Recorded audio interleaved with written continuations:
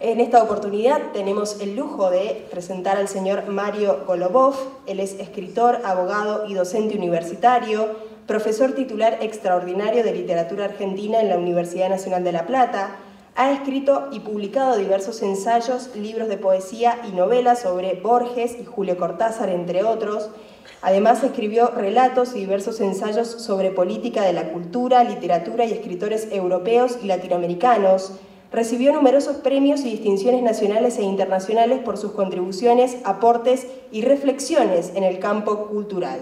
Él es director del Museo Nacional Museo Casa de Ricardo Rojas, Instituto de Investigaciones del Ministerio de Cultura de la Nación. En esta tarde lo va a estar entrevistando el director de la Feria del Libro, el licenciado Leonardo Martín. Bien, buenas noches, gracias por acompañarnos una vez más en esta jornada crepuscular de la Feria del Libro. Mañana termina, pero en uno de esos hermosos crepúsculos tenemos acá la visita de Mario Golubov, quien ha sido debidamente presentado. Buenas noches, Mario. Hola, buenas noches. Buenas noches. Todo, gracias. Bien, como se ha dicho por ahí, Mario, la idea es que nos cuentes vos sobre Cortázar. Has estudiado muchísimo Cortázar. Pensaba recién cuando repasaba el nombre de esta disertación, que se llama Cortázar para siempre. Y una pregunta inevitable es preguntarse si la literatura de Cortázar envejece con el tiempo o se mantiene joven, se mantiene viva, se mantiene vital. ¿Cómo lo ves? Bueno, para empezar ya es una pregunta medio filosa.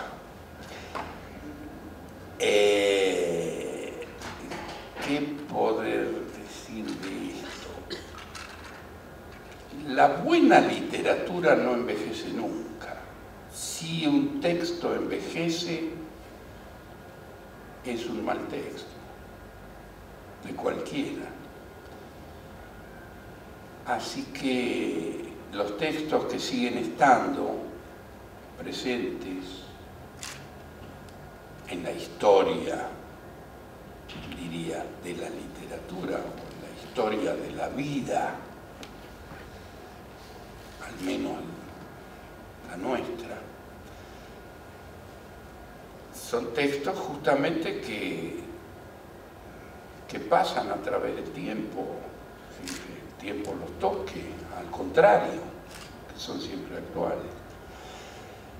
Ahora, yendo al caso de Cortázar más específicamente, yo siento que algunos textos de Cortázar,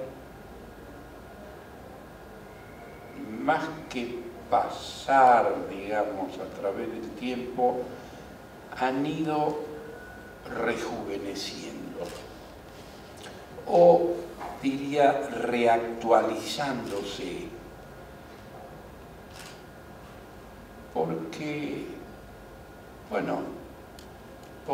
en el texto interviene el lector fundamentalmente, y ya Borges decía que si a mí me dicen, decía antes del 2000, mucho antes del 2000, decía, si a mí me dicen cómo serán leídos los textos o un texto en el año 2000, yo podría decir cómo será la literatura del año 2000. Entonces, creo que la lectura, al intervenir en la formación inclusive del texto, en el caso de Cortázar, como se ha multiplicado la lectura de Cortázar, sobre todo estos últimos años, los ha rejuvenecido, los ha reactualizado, los ha puesto en vigencia, y ha puesto en vigencia a Cortázar como no lo estaba en vida. Claro, hay algo de Borges que vos hablás del lector. Borges decía, yo autor, tú lector, nuestras nada poco difieren, ¿no? Estamos en lo mismo. Sí. Bueno, pareciera que la literatura de Cortázar no difiere de lo que quieren los jóvenes. Cortázar es un autor mucho para jóvenes, ¿no? ¿O los jóvenes se sienten identificados con Cortázar? Los jóvenes se sienten identificados con Cortázar, sí. Que Cortázar sea un escritor para jóvenes, no sé.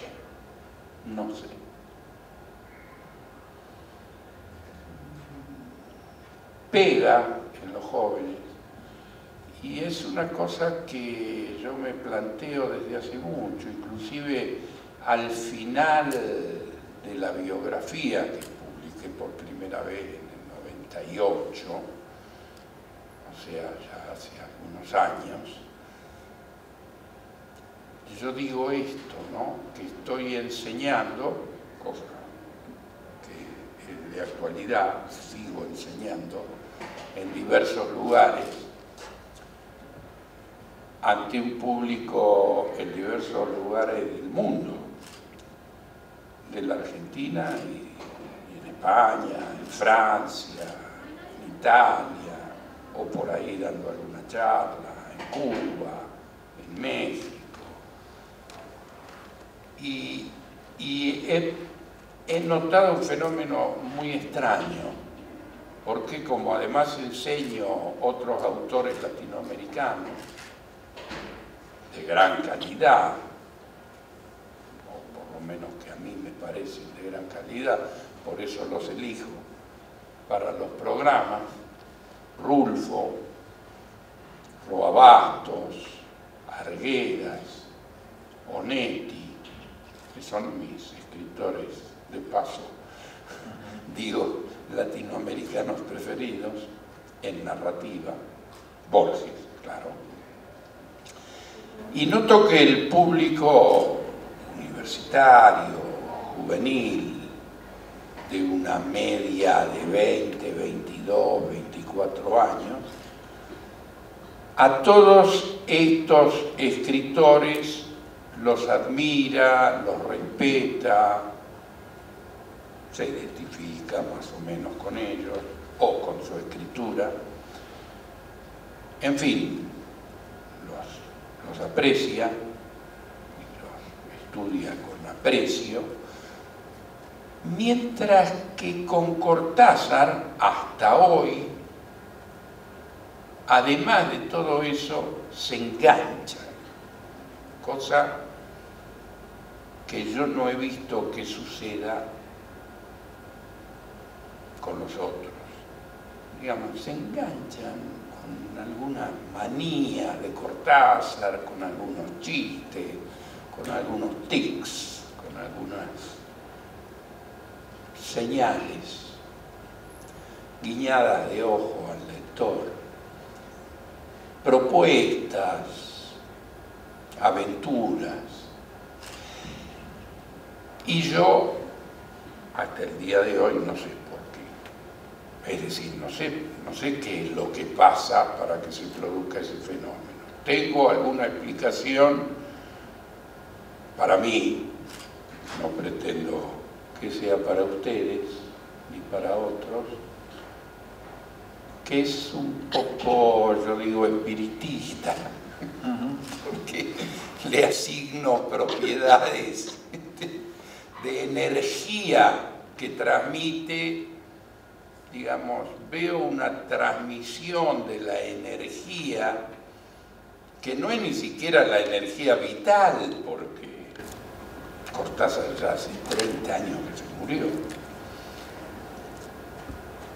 Una energía que viene de los textos, pero ¿cómo se produce eso? Voy a decir una cosa que alguna vez he dicho últimamente, que a lo mejor puede abrir un poco el panorama. Es un fenómeno que yo veo en mucho menor escala con Roberto Arlt. Roberto Arlt, que murió en el 42.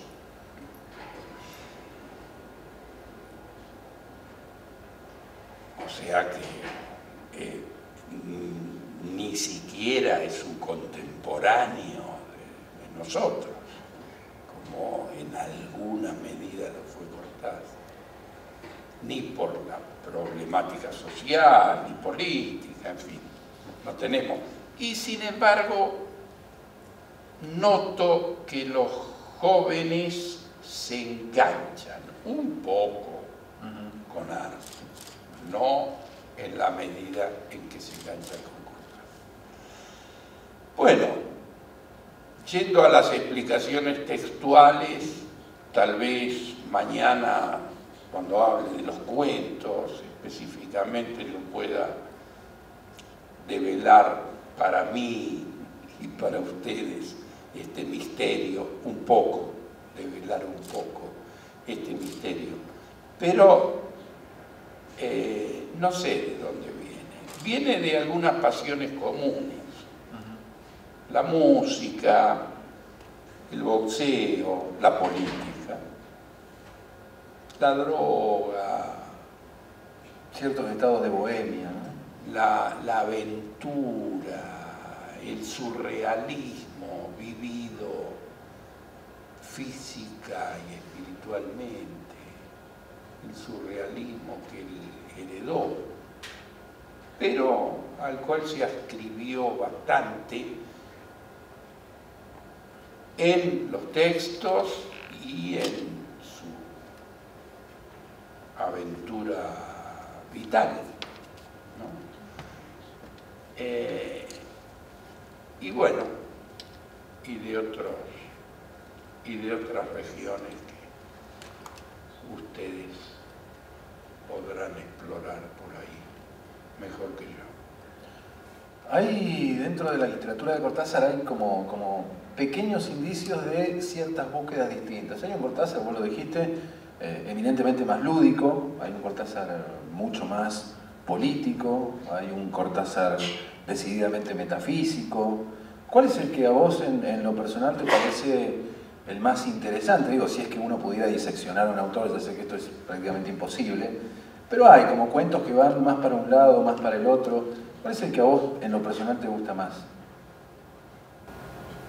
El del cuento fantástico, el de los dobles, los cuentos a donde se crea una situación de dobles experiencias, de dobles identidades,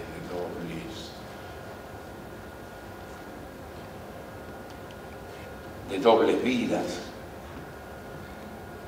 de dobles perspectivas.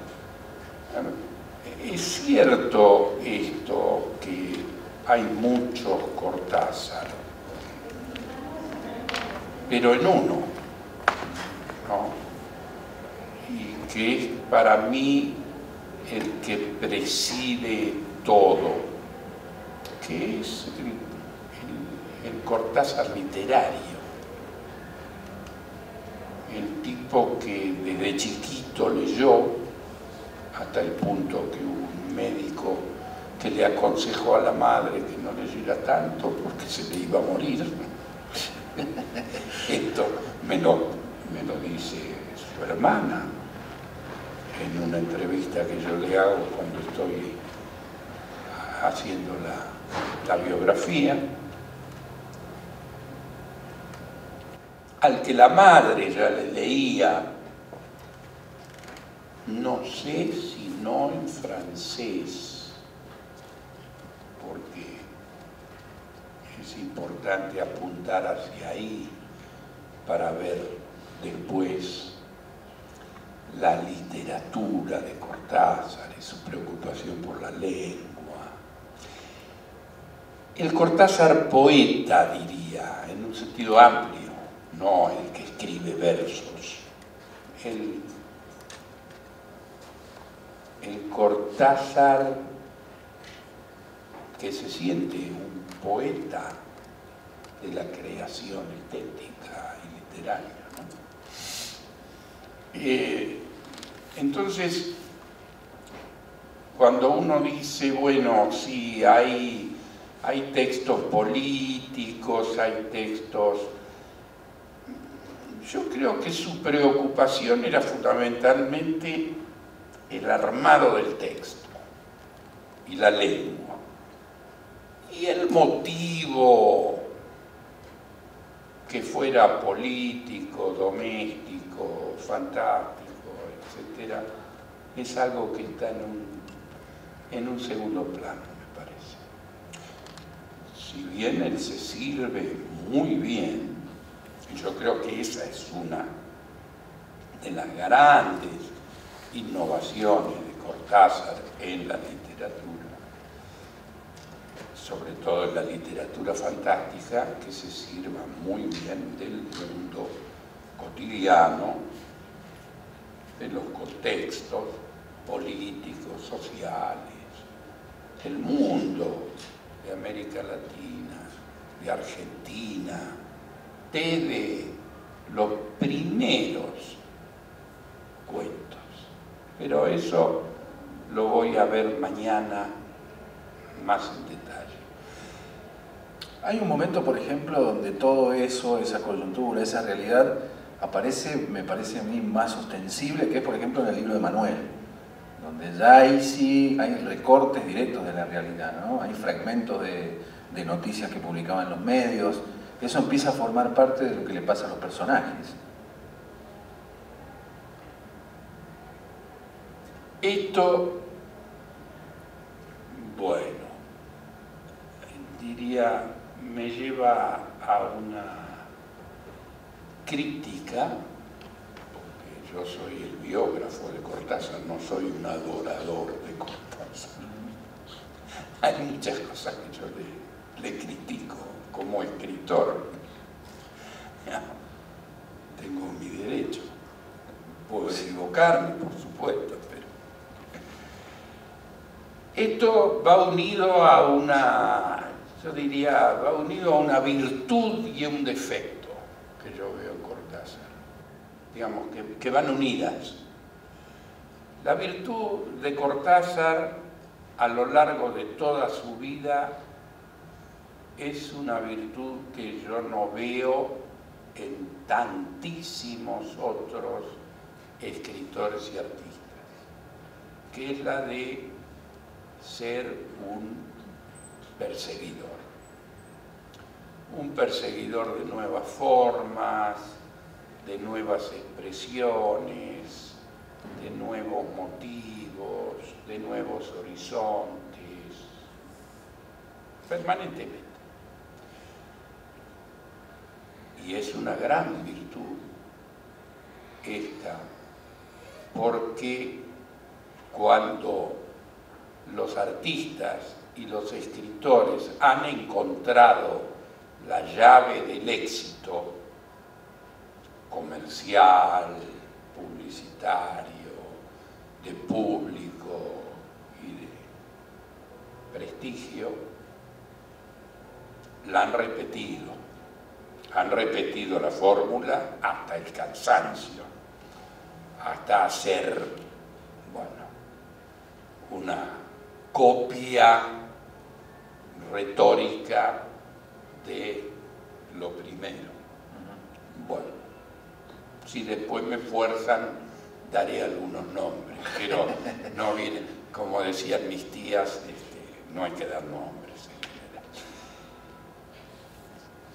Pero, bueno, esa virtud fue acompañada por lo que yo veo como un defecto, que fue, en algunos casos, como el libro de Manuel, estar muy a la par, a la moda, ponerse muy en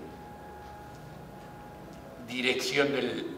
Como decía un poeta mendocino, Armando Tejada Gómez, poemas en dirección del viento, ponerse demasiado en dirección del viento. Y me parece que el libro de Manuel, bueno, ya lo he dicho otras veces, y sigo diciéndolo, me parece que es un libro bajo, un libro bajo, digamos, en el nivel de... No es lo mejor, diría, de su realización. No es lo mejor de su realización por esos motivos, no porque haya buscado nuevas formas. En el libro de Manuel también hay una búsqueda de nuevas formas, y el collage, claro, y de incorporar a la novela otro tipo de discursos y del mezclar, bueno, es algo que hace Puig con más elegancia y menos proclamación. Claro, claro. A mí yo no le guardo especial cariño, digamos, al libro de Manuel. Sí a otras experiencias en las que le fue muy mal, como 62 modelos para armar, que me parece una experiencia, bueno, realmente audaz, ¿no? Y por eso lo celebro, digamos. Y le fue muy mal, y me sirve como ejemplo de esto que yo decía antes. Como virtud, es un autor que había encontrado, bueno, la fama a la que lo llevó Rayuela, y la venta y la consagración, y se le ocurre a partir de Rayuela hacer una novela en la que habla sobre nada y llevar a la práctica la realización de un texto abstracto y extraño, que no sabe qué pasa. Bueno, es interesante. Y en esto de, como lo definiste vos, de ser un perseguidor de formas, de estéticas, de estilos, de tendencias, hay algo que parece siempre un riesgo, y es la posibilidad de tener una obra literaria muy dispar, muy despareja, ¿no? Muy irregular. Por eso hablábamos recién de si hay muchos Cortázar, también porque a veces se busca y no se encuentra. Es desparejo y es irregular. Sí, claro, sí. Bueno, esto le puede pasar a cualquiera. Pasan las mejores familias. Sí. Conozco pocos escritores en América Latina que tengan una obra importante, digamos, acumulada, que tengan varios libros, porque Rulfo tiene 2 libros. Bueno, no se puede hablar si es parejo o no es parejo. Es parejo, sí, pero bueno, del Llano en Llamas a Pedro Páramo son 2 obras maestras, pero después no hay más. Pero hay muy pocos en América Latina que hayan dado una obra vasta y pareja. Casi te diría, yo conozco 2, Borges y Onetti.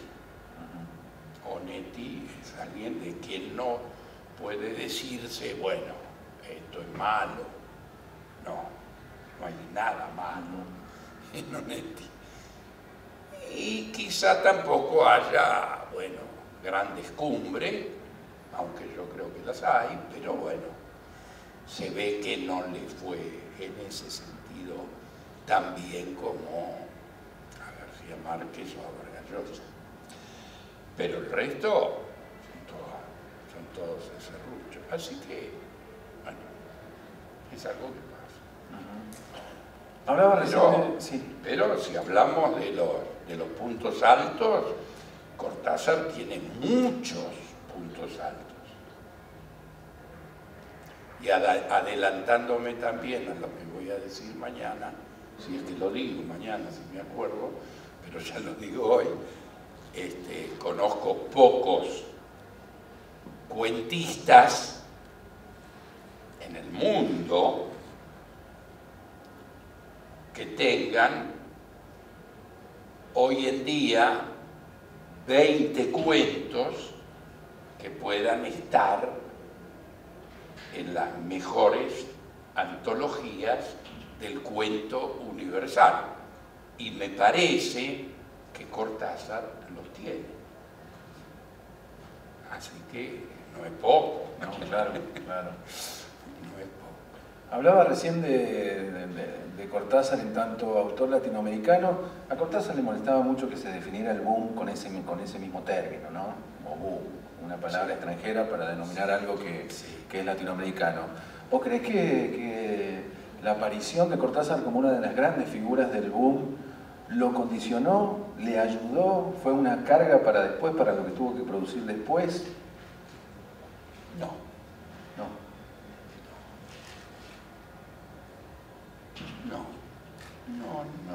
No. Él benefició mucho, al movimiento de la literatura latinoamericana de los 60. Dejemos de lado la palabra mágica. Y la benefició porque sin él hubiera faltado a esta renovación, a este movimiento de renovación, muchas cosas esenciales, que después voy a decir para mí cuáles son. Pero quiero aclarar por qué. Porque los dos grandes movimientos que hubo en la literatura latinoamericana en el siglo XX